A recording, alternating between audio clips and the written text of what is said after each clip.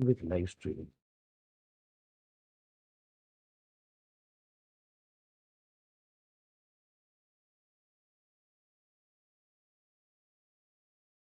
I have not accepted any bait.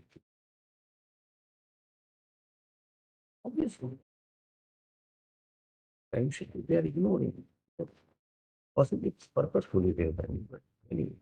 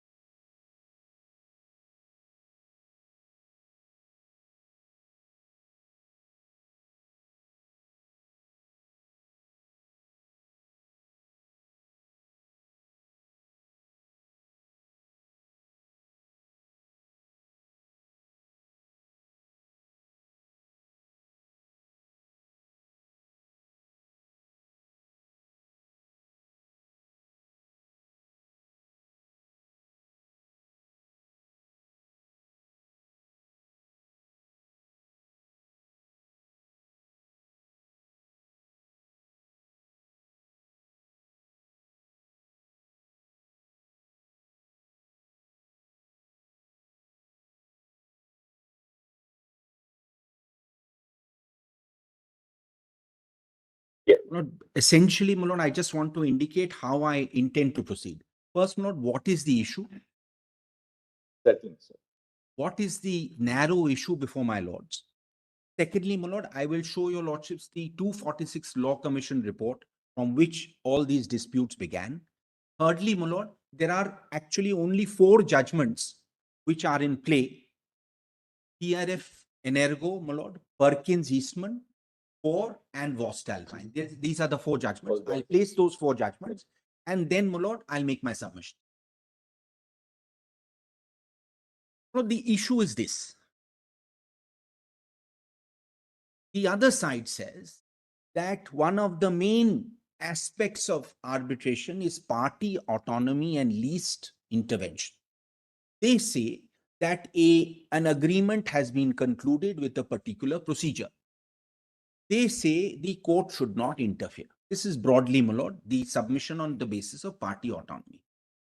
My lord, the issue is whether a panel which is unilaterally appointed by one party, whether such a clause is valid in law, my lord, where one party unilaterally, my lord, and I'm using the language of one of these foreign judgments, unilaterally controls the pool of potential arbitrators. Is such a clause valid under our law? And my lord, our submission will be, no doubt party autonomy is very important. No doubt there should be least court intervention. But there is a higher principle, namely, arbitration is really a substitute. There's nothing, my lord, so fancy. You need a fair, independent, and impartial tribunal. Because ultimately, the way the act operates, the challenge is limited. If you do not have a fair, independent, and impartial tribunal, then, my lord, the consequences, whichever way it goes, are problematic. Of a clause which gives unilateral right to one party to control the appointment of an arbitrator is invalid. Is concluded. Right. And By there is a those two- clause to that effect.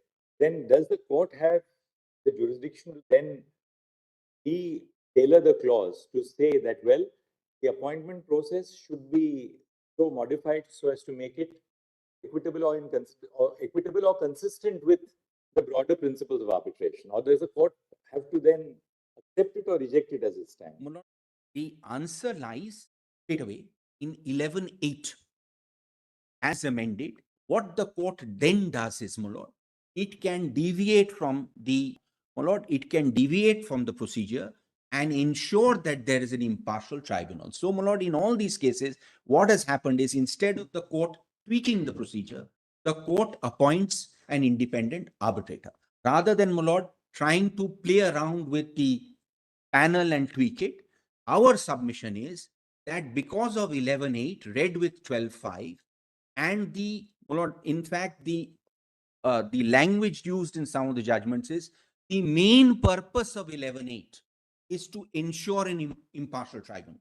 So where the court finds that the tribunal, that the clause is, my lord, tilted, one-sided, imbalanced, then the court will step in under 11.8. Now, if there is no arbitration agreement, the court cannot foist an arbitration on a party. No. Right? Right, correct. However much that might be in accordance with the move for ADR, etc. Correct, If there's no correct. arbitration agreement, you cannot foist an arbitration. Then a party which has then framed a clause which obviously is completely biased in favor of one party, say that, look, but for this clause, I would have not agreed to arbitration. Lord, then the principle there. Then there that is also argument be heard from such a party. right. Lord, there the principle of severability will apply. There is also law to that effect, to saying that you in fact actually did agree to arbitration, only that portion of the clause which has an unbalanced tribunal will be, my lord, blue lined out. That would be our submission. So I would submit, my lord, all these are all larger questions. So far as core is concerned, because that clause your lordships will see, that clause is so tilted. And what if that party has said in the arbitration agreement, we agree to arbitration only on the condition that I will appoint an There's arbitrator? a gray area there. There are such clauses. Our court has held that despite such clauses, you can go ahead. But there is a gray area there. My lord, I may not be able to go that far. There are clauses which say, unless this procedure is followed, There'll be no I other. do not agree to arbitration. Then your lordships may have to respect party autonomy to that extent. But that is not the language in 64 as we have it here. So, my lord, this is the limited So scope. your contention then is that if there is an arbitration agreement by virtue of which absolute control is given to one party over the appointment process, then the court should treat it as one, that parties have agreed to arbitration as a procedure for resolving disputes. One. Two, since you have agreed to a procedure for resolving disputes through arbitration, that part of the clause which confers exclusive right on one party is severable. Invalid. And you three, and the three court will then act in spirit of the and appoint arbitration an agreement independent and appoint an tribunal. arbitrator. But two and That three is a hard. 2 and 3 is later, my lord. We are still stuck at actually 1 because 1 is being debated. Now, should we look at the statute Right. and then go to your cases? Right. First, your lordship, before the statute, I would request your lordship to see few paragraphs of the Law Commission report, then the statute. It will be in sequence because Let's see the statute first, All and right. then we'll go back to the law. All right. Then we'll understand. Very how well. it was. My lord, 7 or 8 provisions of the statute. It's in volume. It's in at page 101, Of volume 3. 2. There is a.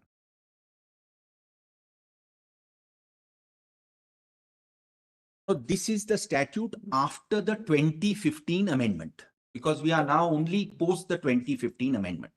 Now, my lord, the reason I am showing some sections is only to establish the proposition that there are some provisions of the Arbitration Act which are mandatory. There is no general party autonomy. Some provisions, as per the commentary and as per the travaux, are mandatory. So those cannot be derogated from. That's the language of the Act, and that's the language of the commentary. Lordships may first see section 4. Few sections. 101, my lord, it starts, volume 2.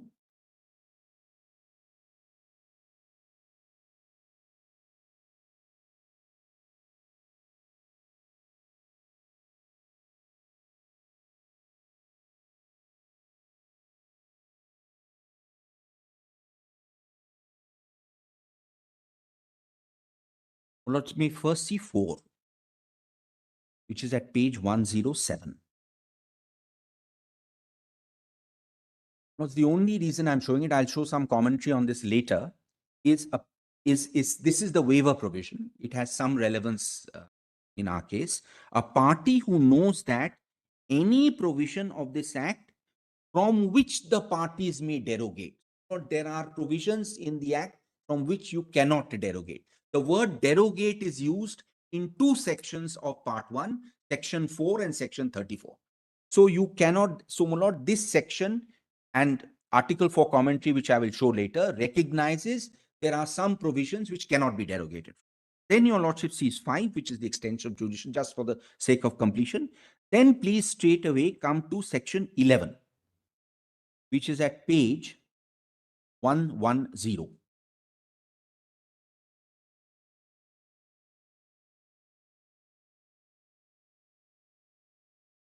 Is titled Appointment of Arbitrators. This is based on Article 11 of the model law. And what the other side relies on, my lord, is 2. Subject to subsection 6, the parties are free to agree on a procedure for appointing arbitrator. Lordships have seen that. Then 6 is where the appointment is made. When an application is filed, parties to request the Supreme Court or the High Court. 6A, your lordships have seen in a different context, my lords, earlier in the NN Global saga. But please come to 8, because we rely a lot on 8. 8 is post-amendment, and therefore the Law Commission report becomes relevant insofar as 8 is concerned. The Supreme Court, or as the case may be the High Court, or the person or institution designated by such court, before appointing an arbitrator, shall seek a disclosure in writing from the prospective arbitrator in terms of subsection 1, 12(1), and have due regard to. So, this is something which is deviant from the procedure. And have due regard to qualifications required for the arbitrator by agreement of the parties, and B, the contents of the disclosure and other considerations as are likely to secure the appointment of an independent and impartial arbitrator. So, my lord, 11.8, and it has been judicially also held by this honorable court, by your lordships, that you are required, I would not even say, my lord, you are, it's a discretion. You are required to deviate from the procedure to ensure that the tribunal that you appoint under 11, the court, is an independent and impartial tribunal. So, my lord, 11.8 is crucial for our purposes. I will show some, the Law Commission report on that, and my lord, some commentary on that. This, in my view, is something which core has completely missed. 11.8 has not been noticed. Then, my lords, may go to section 12, which is at page 113. 112. Now, this will be elaborately argued by, my lord, various others here. I'm just touching on it. 12 is grounds for challenge. This has been amended drastically after the 2015 amendment in view of the Law Commission report. 12 has been substituted. Lord, various disclosures are to be made. And then important is 12.5 at page 113.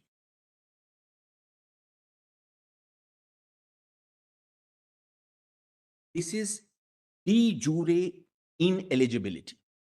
Notwithstanding any prior agreement to the contrary, any person whose relationship with parties or counsel or the subject matter of the dispute falls under any of the categories specified in 7th schedule shall be ineligible to be appointed as an arbitrator, provided parties may, subsequent to disputes having been arisen between them, waive the applicability by express agreement in writing.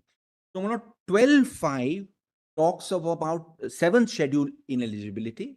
Lordships have interpreted this in a number of judgments with this proviso. So, 12 has to be read with 11, because 11 now 8 requires a disclosure by a prospective arbitrator, which wasn't there earlier. So now when the matter comes, say, before your lordships under section 11 or before the High Court under section 11, if such a panel is to be operated, they will have to make a disclosure of whatever relationship they have. And independent of that disclosure, your lordships will ensure that there is an impartial and independent tribunal. So the moment that burden is cast upon the on the court, my lord, then there is a problem with these panels, which are unilateral. There's no problem, my lord, with a panel of an institution or an independent panel. So, my lord, 12.5, 13 is the challenge procedure. I'm not troubling your lordships. 14 is failure or impossibility to act. That is de jure. Your lordships are familiar with that. Then please now come to one other portion. In fact, I was very happy that the learned SG had highlighted that portion in his written submissions, because we were also intending to rely on it. Please come now to page 115. This is something which has been hinted at in some of the judgments, but not spelt out. Well, chapter 5 is sections 18 to 27. Two sections here are crucial to my submission, my lord.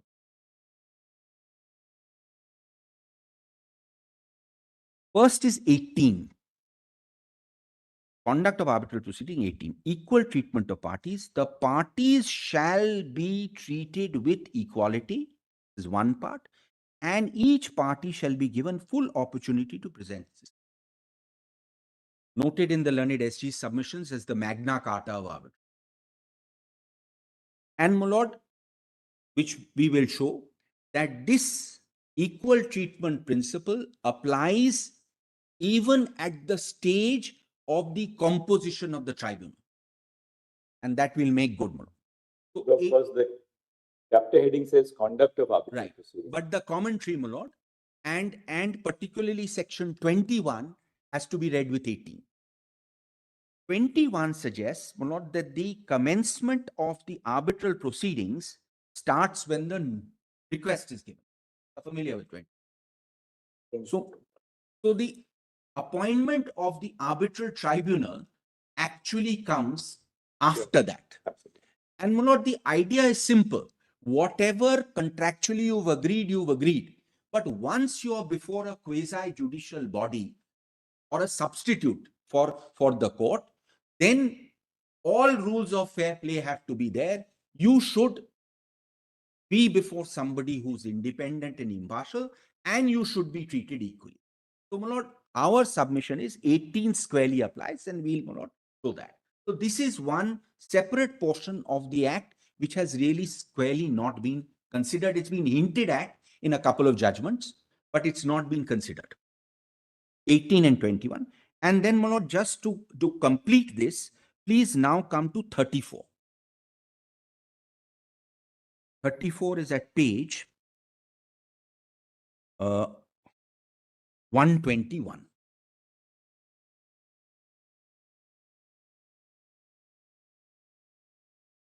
Your lordships know there are two limbs to 34. One is party and one is, my lord, public policy. The two portions I want to show, which are of some relevance, my lord, is 34.2A2 and 34.2A5.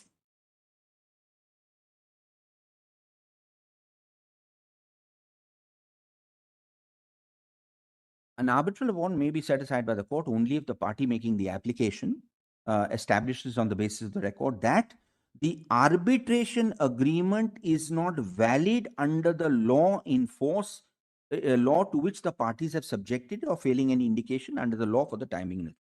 Arbitration is not valid under Indian law as a ground for setting aside an award. And more, my lord, pertinently, 34.2A5. There's some very interesting commentary on 2A5. The composition of the arbitral tribunal, which is what we are, my lord, now looking at, or the arbitral procedure was not in accordance with the agreement of the parties. This is party autonomy, unless such agreement was in conflict with the provision of this part from which the parties cannot derogate. So, my lord, this is the second place in the act where the word derogate is used. So, even if you have an agreement between the parties and that agreement derogates from a mandatory provision of part 1, the award can be set aside. Or failing such agreement not in accordance with this part. No, that's the other position where there is no arbitration clause. My lord, I must mention here there is a three-judge bench judgment which is a little problematic. I'll come back to it. So, my lord, these are the sections which are relevant for the purposes of our limited issue of unilateral appointment of a panel.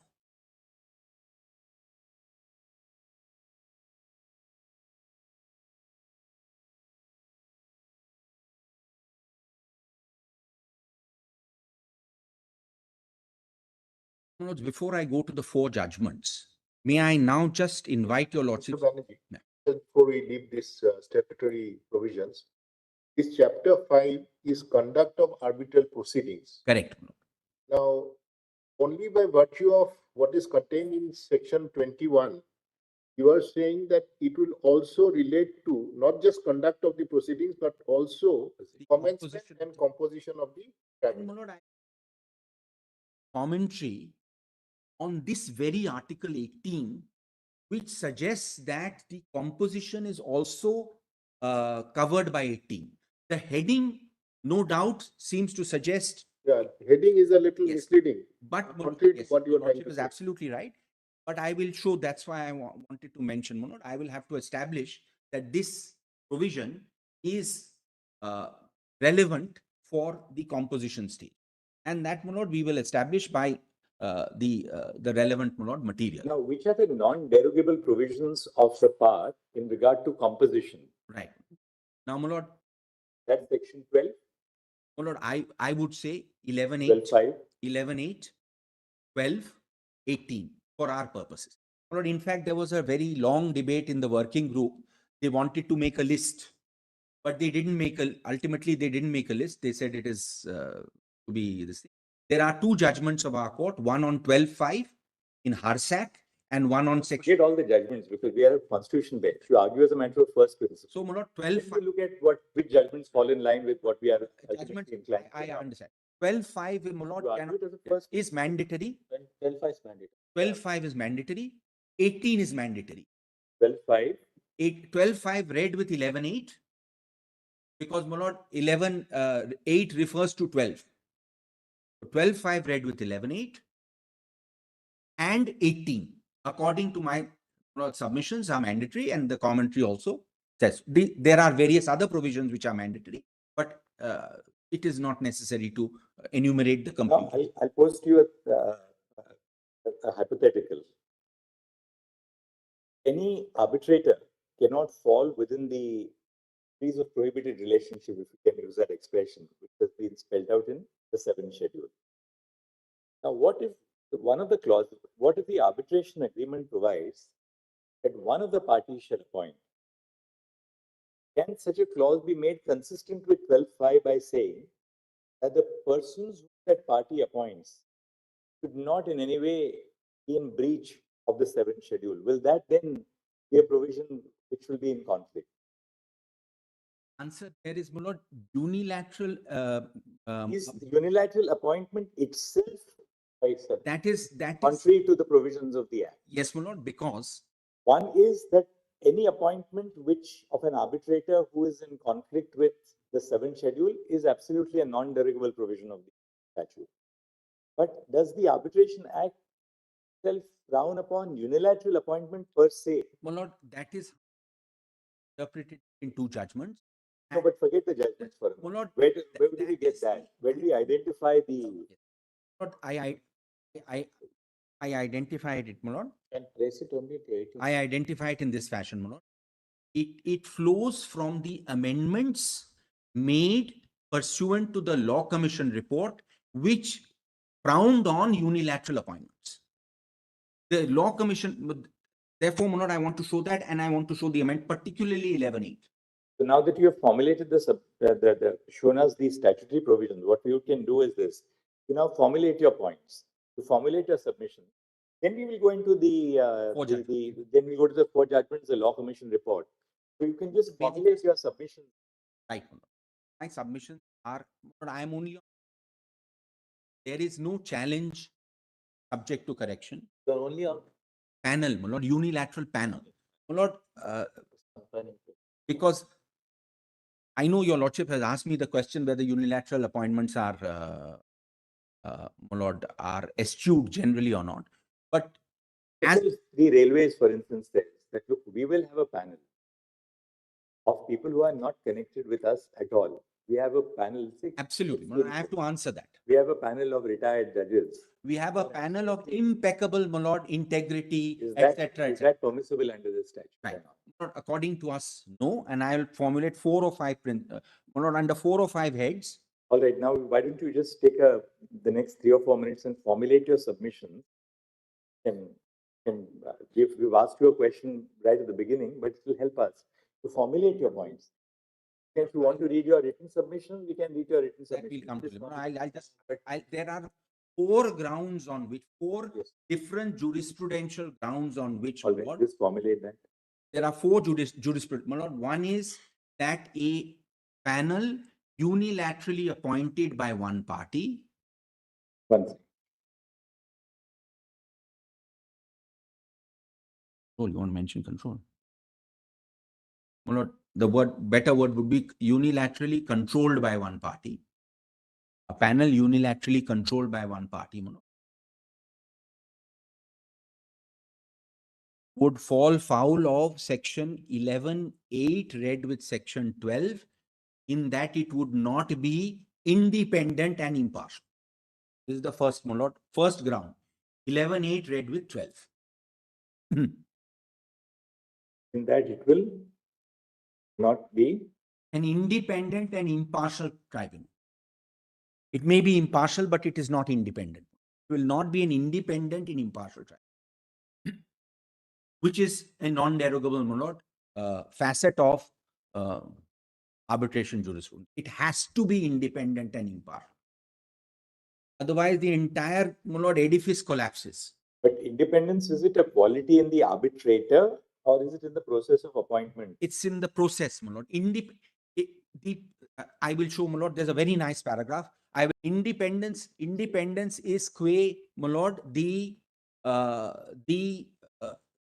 clause, my lord. We are not on individual arbitrator. The argument would be really that you must avoid an appearance of bias, not just actual bias. Right, my lord. The actual bias we are not, you don't we are not have to alleging. go so far as to say that, well, I'm agreed because this particular panel which they have appointed is suffering from lack of independence. But the fact that one party controls it does I not will show, my lord. satisfy the principle that there must be it must generate confidence in the arbitrating parties. It must generate a sense of credibility. I have 4 We heads say in a under court, which it's your not lordship just will. actual bias, it's an appearance of bias which must be avoided. One is the bias argument.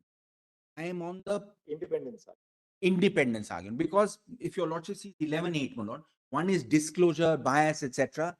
And let's show 11(8) again. Will not be an independent panel. Yes. So, my lord, this is an important question, my lord, because let me not put it very bluntly. And and one more sentence you can add there in your first proposition, that a panel which is exclusively controlled by one party, according to you, suffers from a lack of independence. Right. This is, my lord, proposition 1. For that, we'll have to draw in from 18. 18 is Will you be separate. able to draw in? 18 is one more. This is, my lord, 11 read with 18 is limited in its scope. 18, my lord. 18 is, my lord. Secondly, any clause which, my lord, does not. Your lordship has that exactly the question Justice Roy put to me, limited in its scope, my lord. I will satisfy your lordship on that separately. The second limb, my lord, it's a second ground on which I put. There are various, my lord, 4 grounds we have formulated. Independence may be also looked at from the perception, because now we're not talking about a lack of independence to challenge an award. Correct. All right. Just as when you challenge, say, a judgment of a court on the ground that the judge lacked independence, Correct. the threshold is very high. That the judge had some interest in the subject matter or was connected to the parties to the dispute, so on and so forth. But independence at the stage of composition is a matter of perception, because you are entering into a judicial proceeding, which is arbitration is a substitute for a judicial proceeding. So when parties are entering upon arbitration, it is their perception of an independent adjudicator or lack of independence which is crucial. Because you must create conditions which foster a sense of confidence in the In process. fact, three phrases, my lord, have been. Whether in fact that person was eventually independent or otherwise begs the question. Happens in the, but all the four cases before your lordships are railways and railways connected cases. From time immemorial, they have something called clause 64. The problem here is, my lord, So independence at the stage of composition is not an objective test of whether someone would or would not be biased, but the perception of a party of who is independent. accepting Correct. I am obliged. that perception must be that of an independent adjudicator. Absolutely. My lord, in three phrases are used in judgments: major objective, paramount consideration, and important consideration. A paramount consideration is independence.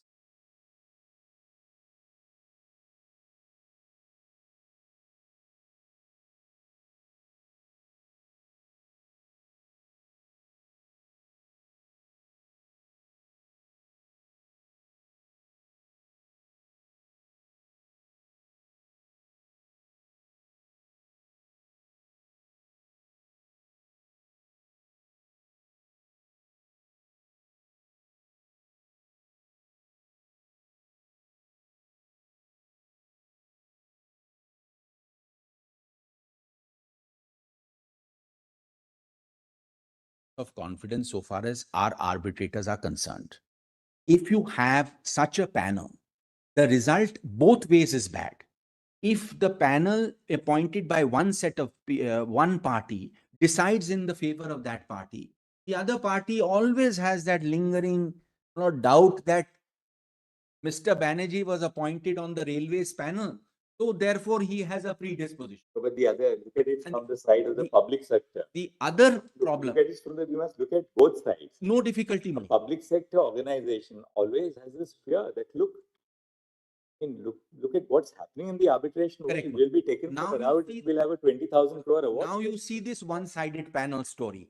Now the one-sided panel, Mr. Banerjee now gives an award in favor of the contractor. Now, immediately, my lord, all sorts of issues arise there, may be genuine. So, my lord, the solution is not one-sided panel. The solution is staring in the face, my lord. The solution is an independent panel by an independent institution. That is why we are crying hoarse that we should have institutional arbitration. The problem is not the individuals in the panel. The problem is who makes the panel. The moment today, my lord, both ways you lose. Not saying that independence and full stop. The problem is arising, what is the criteria? What are those principles on the basis of which we are going to determine that there is lacking of independence? My lord, Everybody agrees that they have to be the independent. very fact, let me put it this way, my lord.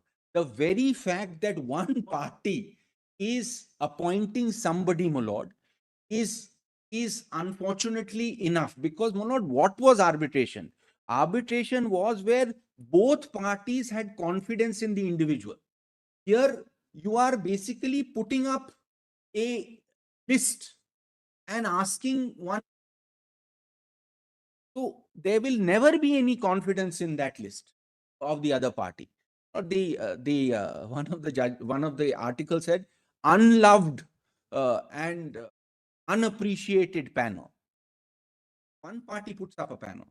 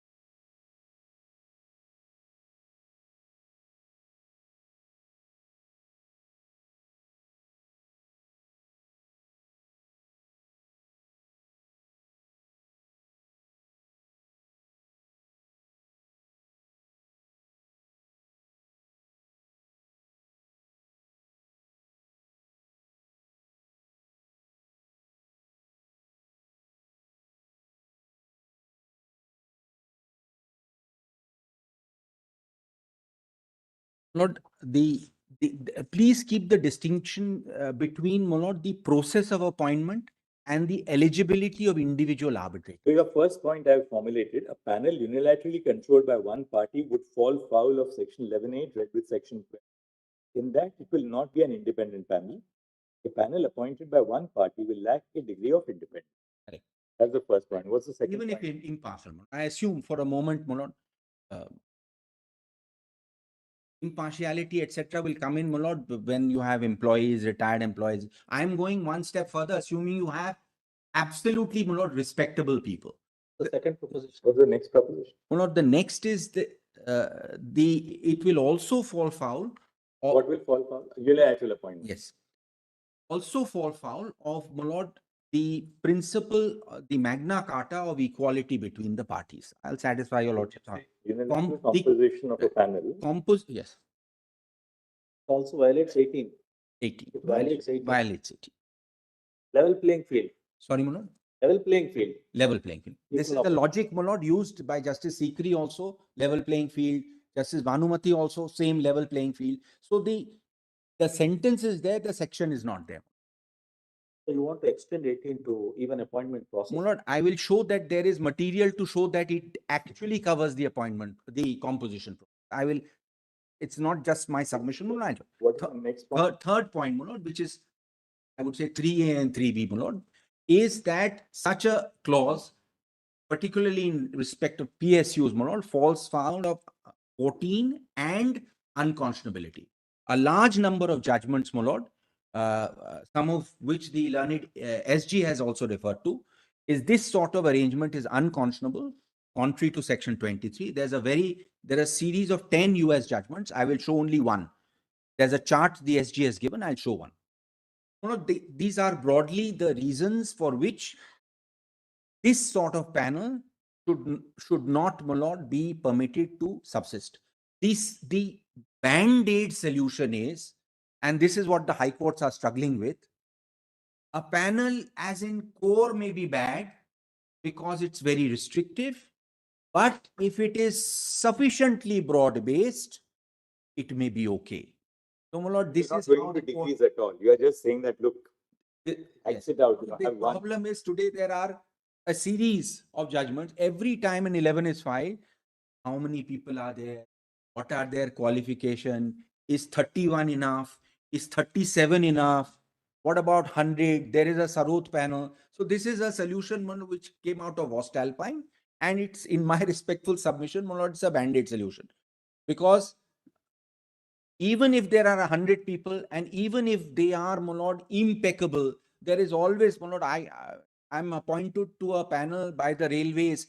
In the back of my mind, if I possibly decide in their favor, maybe I'll get another appointment. Maybe that may be a perception.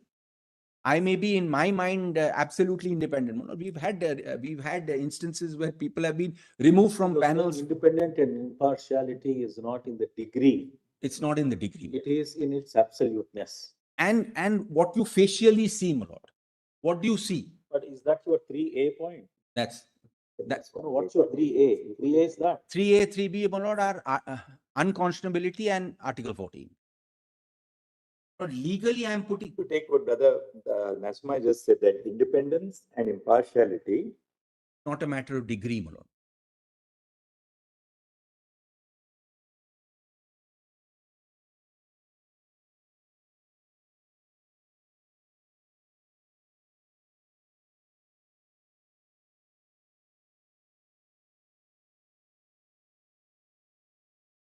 But of.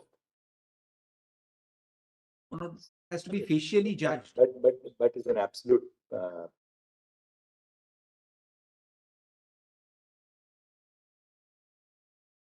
So therefore, even if theoretically, party which has unilateral control proceeds to prepare a panel which is otherwise absolutely, objectively Perfect. independent. Perfect.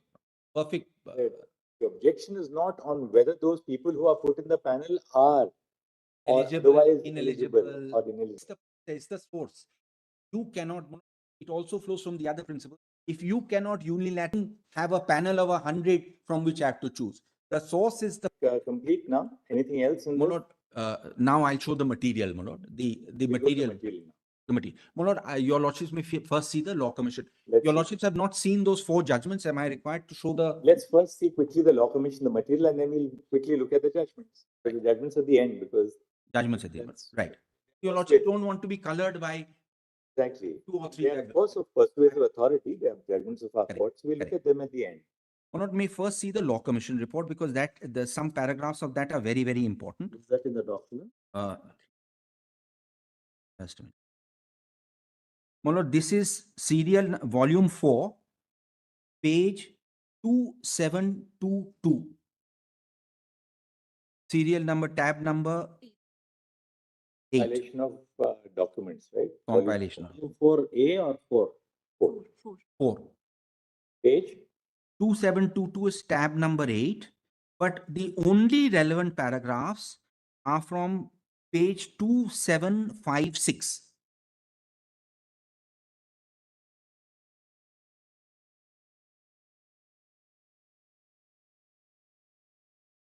must compliment the juniors who have prepared the compilation, are very well prepared. Yeah. Otherwise, I tell you what we have is compilation of judgments by Mr. Yeah. Gaurav Banji, compilation of judgments by Mr. Neeraj Kaul, compilation by Mr. Shashankar or whoever. It's such a headache because when you start dictating a judgment, you have like 10 compilations. The idea is to have one compilation, which everybody puts their cases together, you know. The system is working well, actually. Yeah. I think it's Once we come to Over page a period of time. 2756. 7 paragraphs are relevant. I'm just reading a few of those. 46 report. 246 report, Justice A.P. Shah's report. It starts at para 53. It is universally accepted that any quasi-judicial process, including the arbitration process, must be in accordance with the principles of natural justice in the context of arbitration, neutrality of arbitrators viz. Their independence, impartiality is critical to the entire process. Then, my lord, 54, the test for the 12.3 has been set out.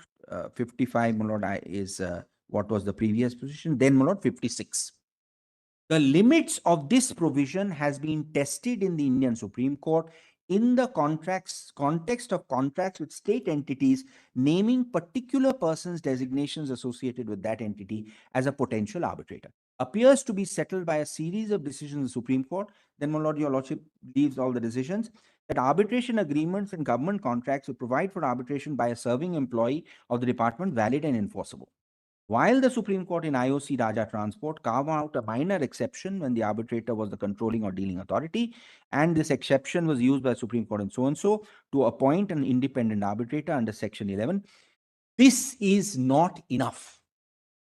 The balance between procedural fairness and binding nature of these contracts appears to have tilted in favor of the latter by the Supreme Court, and the Commission believes that the present position of law is far from satisfactory, since the principles of impartiality and independence cannot be discarded at any stage of those proceedings, specifically at the stage of constitution of the arbitral tribunal, incongruous to say that party autonomy can be exercised in complete disregard of these principles, even if the same has been agreed to prior to the disputes having arisen between the parties. There are certain minimum levels of independence and impartiality that would be required of the arbitral process, regardless of the parties' apparent agreement. Sensible law cannot, for instance, permit appointment of an arbitrator who is himself a party to the dispute or is employed by or similarly dependent on one party, even if that is what the parties agreed. So this is the logic of the Law Commission. Commission hastens to add, Mr. P.K. Malhotra, ex officio member of the Law Commission, suggested having exception for the state, allow state parties to appoint employee arbitrators. Commission is of the opinion on this issue cannot be any distinction between state and non-state. Concept of party autonomy cannot be stretched to a point where it negates the very basis of having impartial and independent adjudicators for disputes. In fact, when the party appointing adjudicator state, duty to appoint impartial and independent, much more onerous. Right to natural justice cannot be said to have been waived only on the basis of prior agreement between the parties, time of the contract before arising. Large-scale amendments have been suggested. Fundamental issue of neutrality, Commission believes is critical. In particular, amendments 11, 12, and 14. Your lordships have seen those amendments. Then, my lord, 59. Commission has proposed requirement of having specific disclosure to arbitrator state as possible appointment regarding existence of any relation or interest of any kind likely to give rise to justifiable doubts. My lord, then they talk about the fourth schedule, sorry, the IBA guidelines. I'm not reading all that. Uh, then please come to 60. So the 59 distinguishes between de jure eligibility, ineligibility, and the seventh schedule, and then 60 is the exception.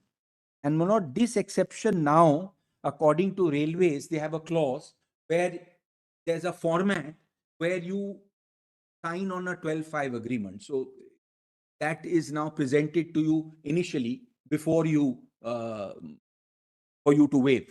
And many, my lord, contractors then waive it. But that was not the purpose of this exemption.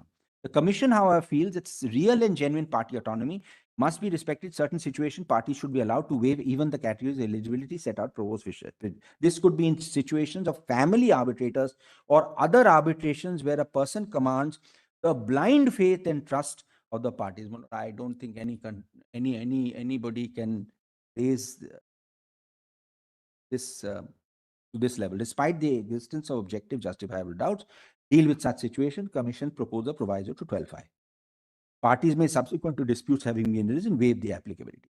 The general rule has to be followed. If the High Court is approached in connection with an appointment of arbitrator, Commission has proposed seeking disclosure, so on, and which context or the designation is to have due regard of the contents. This is the relevant portion of the Law Commission.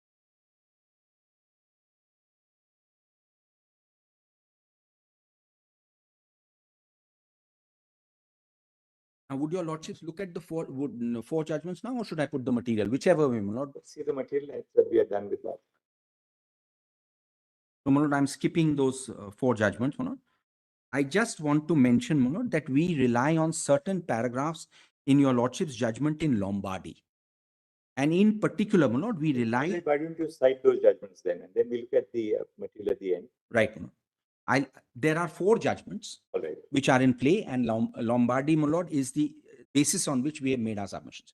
My lord, the four judgments in play are, the first, I'm not going in chronological sequence, my lord. There is TRF and Perkins, which are in respect of appointment of sole arbitrator. That's one category. Then there are two judgments. There is core and a judgment called Voestalpine, which is the DMRC judgment, which is in the context of panel. So, my lord, I will first show, I will not even, in the interest of time, my lord, I will not show TRF. I will show Perkins, which then also reflects TRF. So I will show Perkins, and then, my lord, show core, and then Voestalpine, which is some sort of, my lord, halfway house. I want to show these three in that order, and then, my lord, I'll make myself. First, if your lordship sees Perkins. Perkins Eastman versus HSCC, 2019-17 SCR 275, tab 51 of volume 3, page 1254.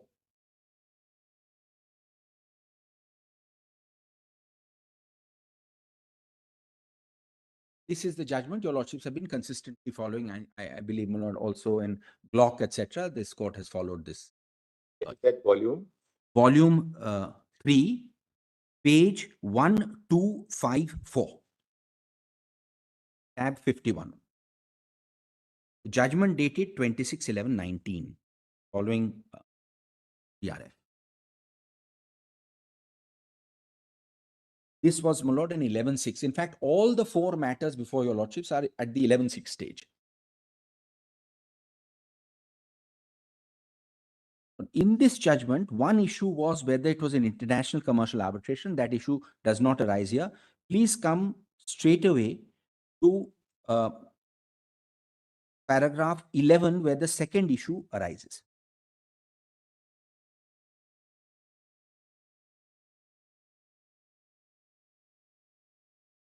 Before that, if your lordship wants to, this is para 11, where the second issue arises, page 1268. And the clause is basically the at 1269 D. Lordship sees that. unless otherwise provided, any dispute between parties according to the agreement shall be referred to sole arbitration of MD or of buyer or his nominee. Venue shall be in Delhi. So this was the clause. Paragraph 14, my lord, TRF and ergo is quoted. 15 to 20 is relevant for our purposes, my lord. 15 starts at the bottom of page 1272.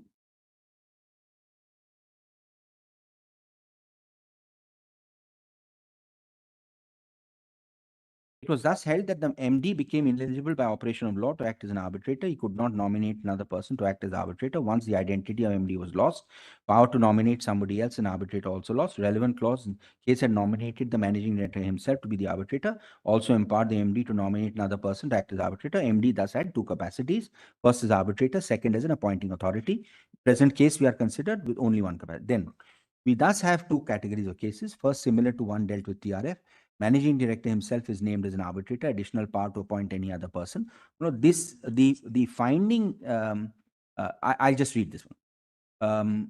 Appoint any other person of his choice or discretion as arbitrator. If in the first category of cases, MD was found incompetent because of the interest he could be said to have having in the outcome or result of the dispute, element of invalidity directly relatable arise from the interest he would be having in outcome of the decision. That be the test. Similar invalidity would also arise and spring even in the second category. Interest he has in the outcome likely to be taken the basis possibility bias always be present irrespective whether matter. We are conscious that if such deduction is drawn from decision so and so, all cases having clauses similar to that with which we are presently concerned, party to the agreement would be disentitled to make any appointment of arbitrator on its own, always be available to argue party official having disentitled. But in our view, that has to be the logical deduction from TRF Limited. Para 50 of the decision shows that this court was concerned with the issue whether the MD, after becoming ineligible by operation of law, still eligible to nominate an arbitrator. Ineligibility referred therein was a result of operation law. Person having an interest in a dispute, outcome of decision therein must not only be ineligible to act as an arbitrator, not be eligible to appoint anyone else as an arbitrator. Such person cannot and should not have any role in charting out any course to the dispute resolution by having the power to appoint an arbitrator. Will not we rely on this portion. The next sentence in the paragraph further shows that in cases where both parties could nominate their respective arbitrators of their choice, this is the critical portion, of their choice, were found to be completely different situations. The reason is clear that whatever advantage a party may derive by nominating an arbitrator of its choice would get counterbalanced by equal power with the other party. Section, this language is essentially, 18 language, because this is arbitrator. This is a classic case, I appoint one arbitrator, the other side appoint one. But in a case where only one party has a right to appoint a sole arbitrator, its choice, so your lordship will apply this logic to the panel, will always have an element of exclusivity in determining or charting the course for dispute resolution.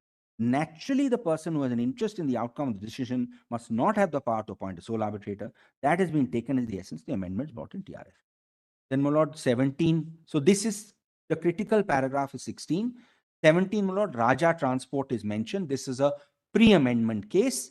The relevant portion of 17, your lordships, will come to page 1276.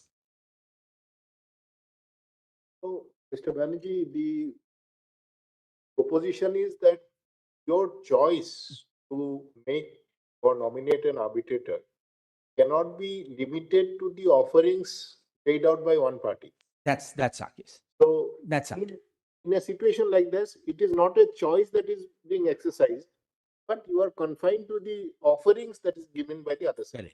Correct. It's a poisoned well. It's a limited, my lord, it is. But it's again a matter of perception. Somebody from amongst the panel can also enter an award against the the authority which has made the.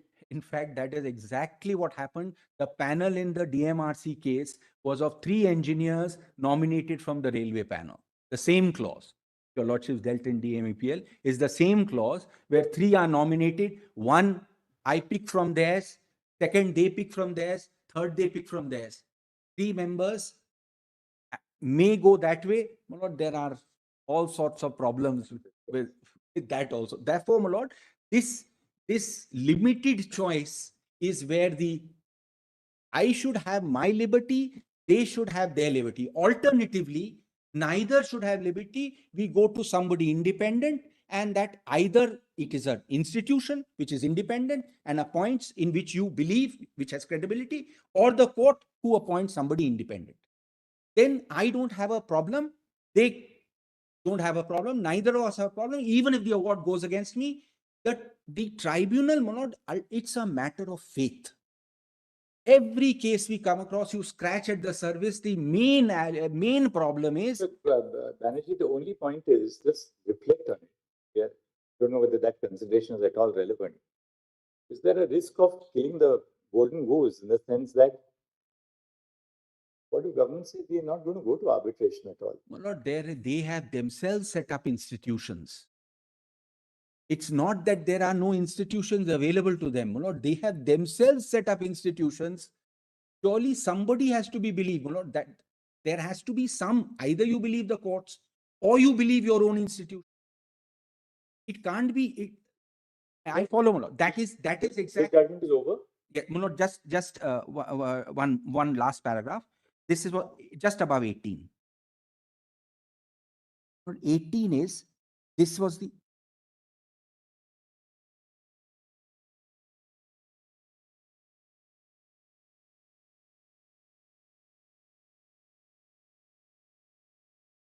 Yeah, well, not this judgment also is very helpful because it quotes some portions of Ostalpine. So I'll just place it from here. Yes. Monod, please come to para 18, Monod. I just want to read 18 for 1 second, Monod. Sure. Sub-paragraph, this is the, in fact, even the old law. 8 of the aforesaid paragraph 48 lays down, Monod, please just read that. 8 just above. If circumstances exist giving rise to justifiable doubts as to independence, impartiality of the person nominated, or if other circumstances warrant appointment of an arbitrator, by ignoring the procedure prescribed, Chief Justice may for ignore the designated arbitrator appointment. Not if circumstances warrant appointment of even prior to the amendment, and that is what your lordships have said in para 66 body, you for the purpose of appointing an independent arbitrator, you have the power, indeed the duty under 11A to do it. And that is what was missed in core.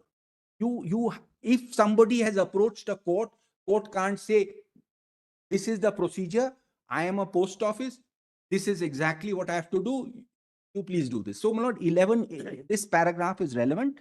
Then, my lord, various quotations are there. Then 19 is Voestalpine. These are very, my lord, hard-hitting paragraphs, 20, 21, 22, and 30, which has been set out in Voestalpine, the DMRC case.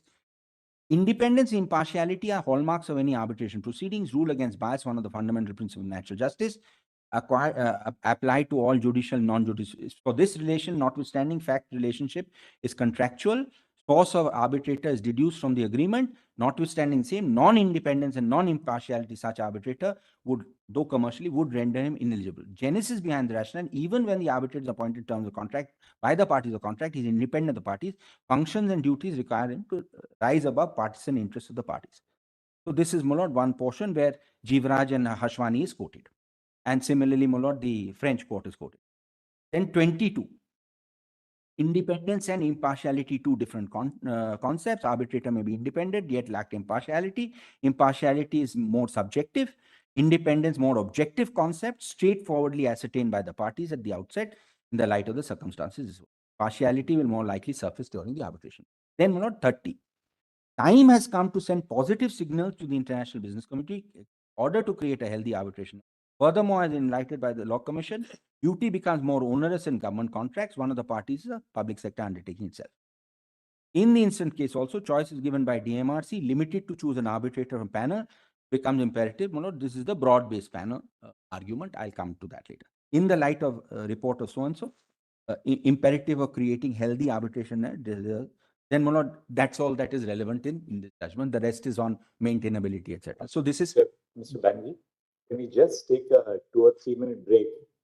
I just suffered from a lower back ache last week. Please. For 2 or 3 minutes, I just want to Please. take a little break and come back. That's all. Just walk a little bit in the passage and come back. Just 2 or 3 minutes.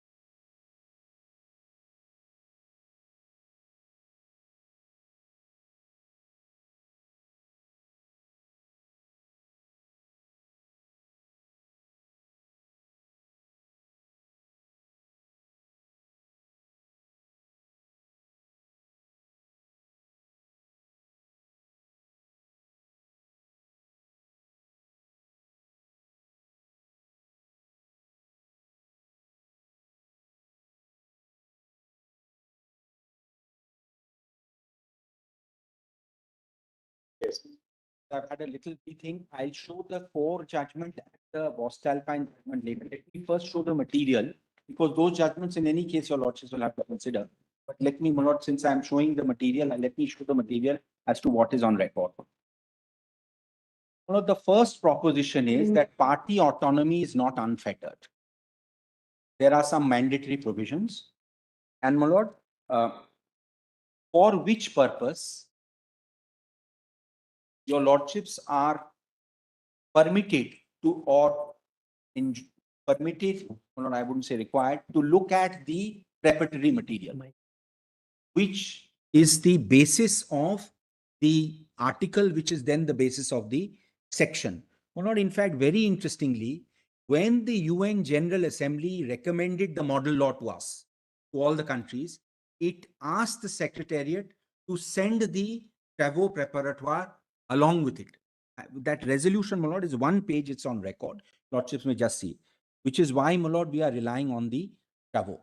That is volume 3, serial number 162, page 5015. It makes very interesting reading.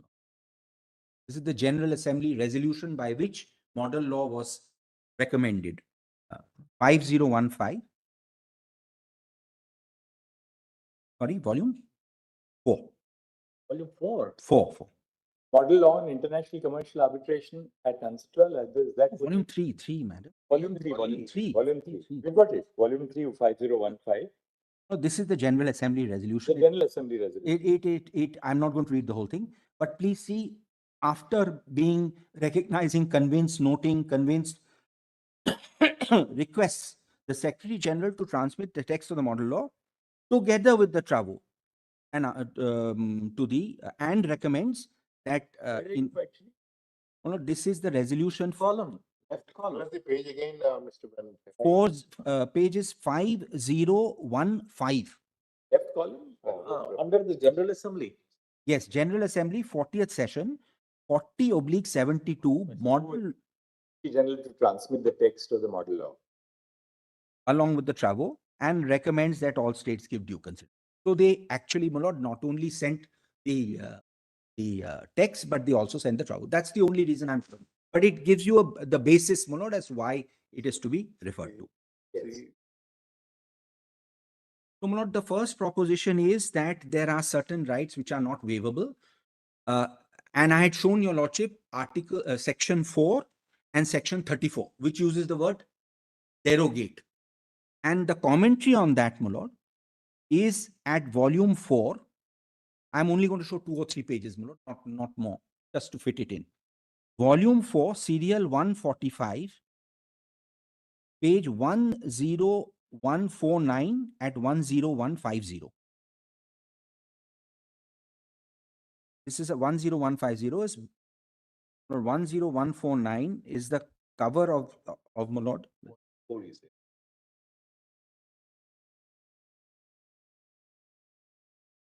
Lord, what has happened is the material is spread over large portions of the website.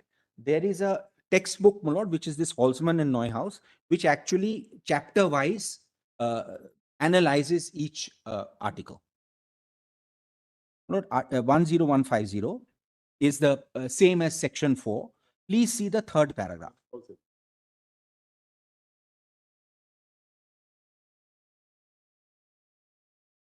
Third paragraph, second sentence, Secretariat's commentary on Article 4 makes it clear that in case of requirement of the arbitration agreement, that stipulation must be valid and in particular, not in conflict with the We are at 10150.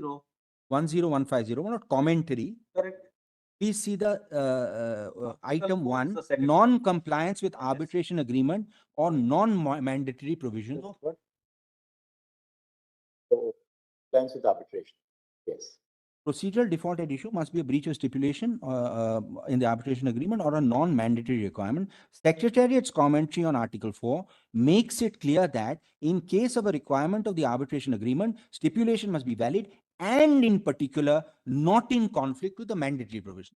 The footnote gives the Secretariat, and that's also on record. So this shows, Malord, that there is a mandatory provision. Then, Malord, please come to 10151. bottom of the page. Second sentence. 015. Next page, next page. 10151. Last bottom one. A waiver under Article 4, however, applies only to the non-mandatory provisions of law, that is, those provisions upon which the parties may agree to the contrary. This qualification, not part of the initial draft of provision, specifically included to soften its effect. Proposed at one point to provide a list in the law of such mandatory provisions, working group decided not to include such a list because it viewed it unnecessary subject to certain drafting differences. Nevertheless, number of provisions clearly indicate their non-mandatory character, either by providing explicit freedom or providing a rule of procedure, but stipulating parties may agree otherwise. Examples of provisions appear to be mandatory and therefore cannot be waived under Article 4 are the following. Requirement, the arbitration agreement is in writing.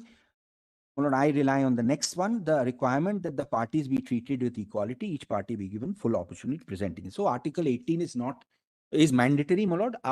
There's a judgment of our court in Vedanta, which also says that it is mandatory. It is, my lord, 18 cannot be derogated from. That's the only reason, my lord, I'm showing this. Then, my lord, this is the commentary on Article 4. Your lordship may now see the commentary on Article 34. That's the other place where the word derogate is used.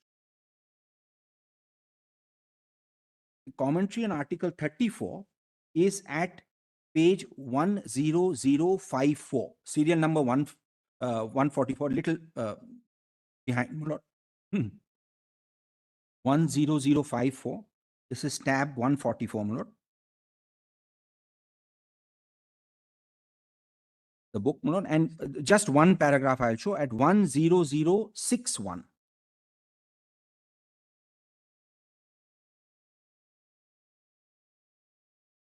Is a little important because, my lord, there is a judgment which seems to suggest a little differently, but I'll just read it.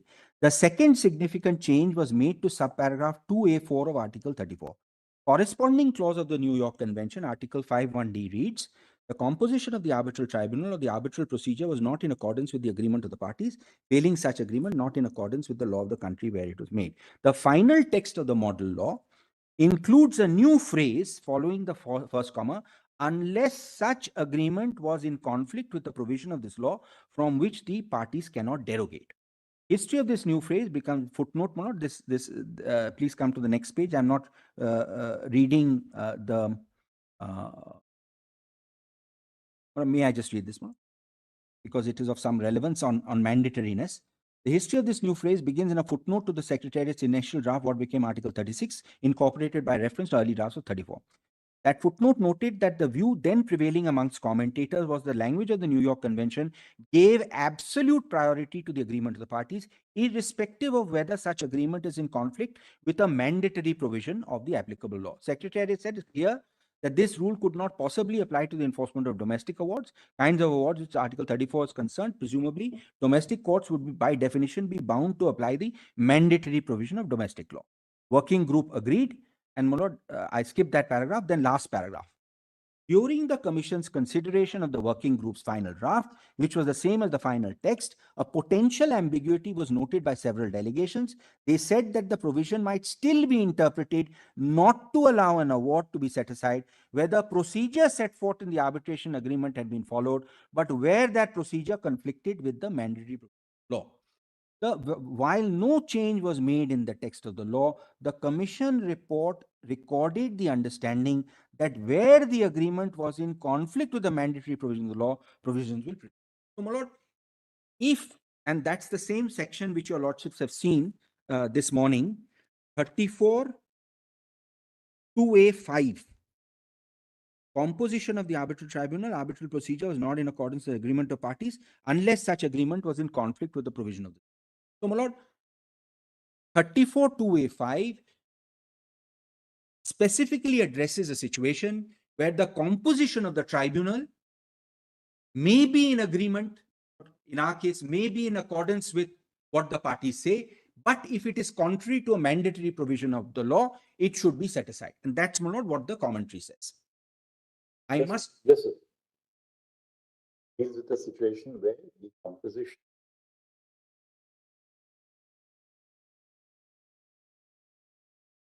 That was the intention.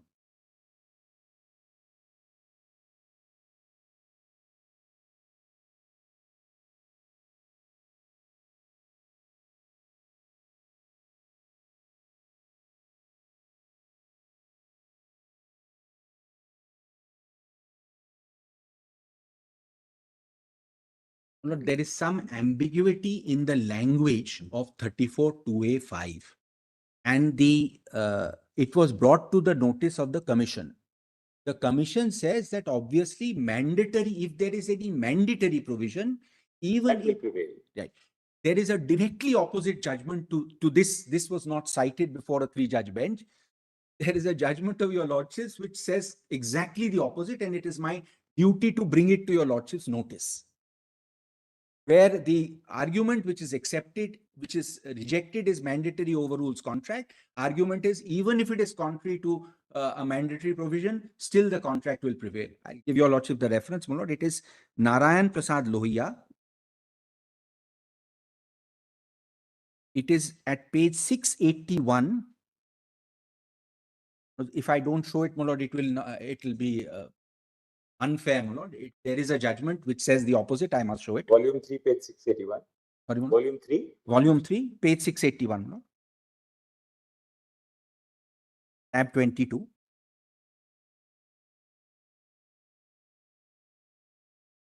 This reasoning was probably unnecessary in this case, my lord, because it was held that it was a derogable provision, but still this reasoning is there, my lord. 681, and the relevant portion is at 695.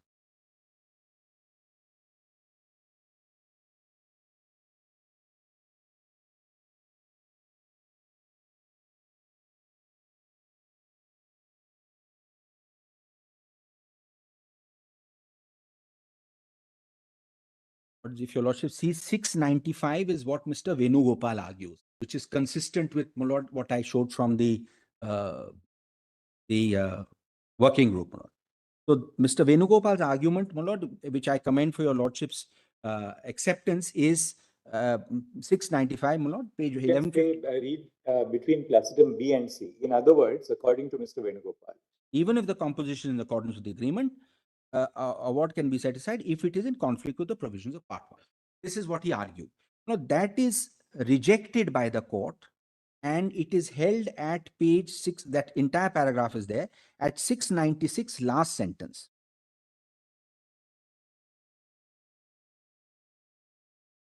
Thus, so long as the composition of the arbitral procedure is in accordance with the agreement of the parties, Section 34 does not permit challenge to an award merely on the ground composition of the arbitral was in conflict with the provisions of Part 1. This also indicates that 10 is a derogable. Here, Where was this, by the way? 690? 6, last sentence of the first paragraph. Oh, just So, as long as the composition of the judges don't notice that, my lord, there are derogable provisions, and non-derogable. so if it is non-derogable, you cannot, my lord, contract out of law. So, my lord, I just want to show. So, my lord, the first proposition is there are certain provisions of the Act which are non-derogable. Non-derogable is also a clumsy word, which are mandatory. You know, the language uses mandatory. You know, 2 provisions which I have said are mandatory, your lordships have already noted, 11(8), 12(5), and 18. Now, the third point is, my lord, 11(8) has to be read with 18. My lord, this is one aspect which, the third point, my lord, I would say is 11(8) permits for a diversion from the agreed procedure, for which I just want to show your lordship 3 or 4 paragraphs of Lombardy. Just 3 or 4 paragraphs in Lombardy. 11(8) permits this diversion. My lord, if your lordship just sees Lombardy, I'm not going to read it. Your lordship, 3 of your lordships are party to it, familiar with this. Now, Lombardy is at volume 3, page 2058.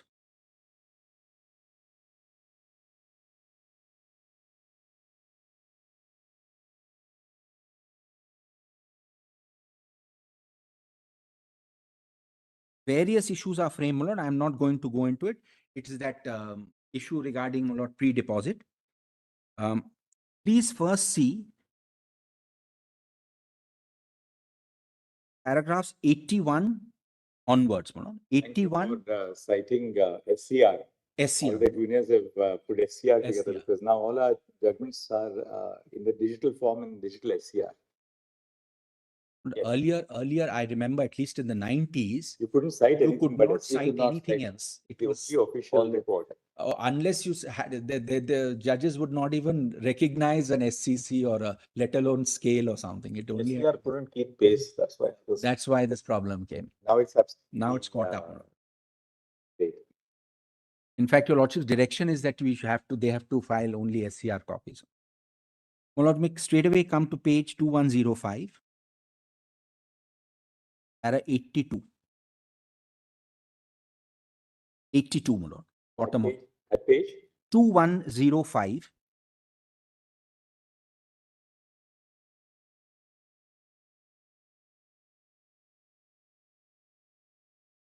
My lord, if I am right, the arbitration agreement has to be consistent with, my lord, 11, 12, and 18. And then, my lord, 84 is concept of party autonomy cannot be stretched. And then, my lord, 86 and 87.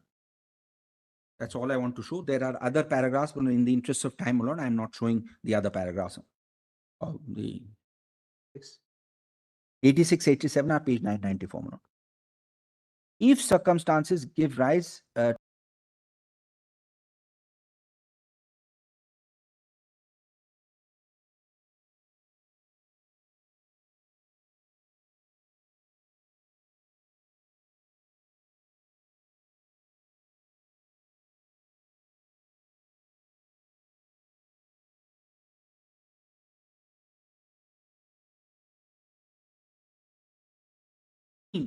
covers composition.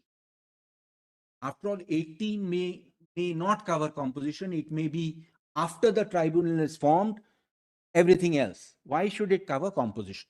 Now, there was some doubt on this. There are two parts to the commentary. I'll show both, and I'll show, my lord, what is the understanding generally. My lord, may first see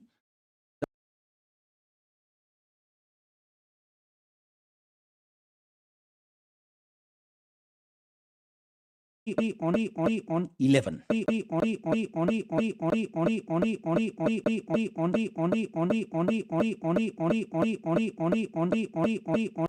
11.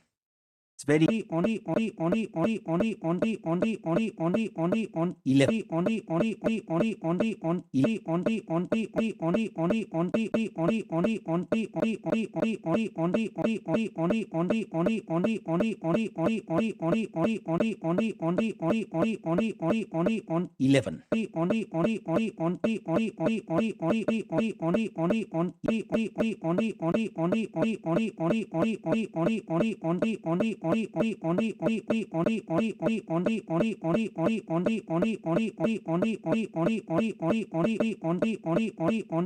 On 11.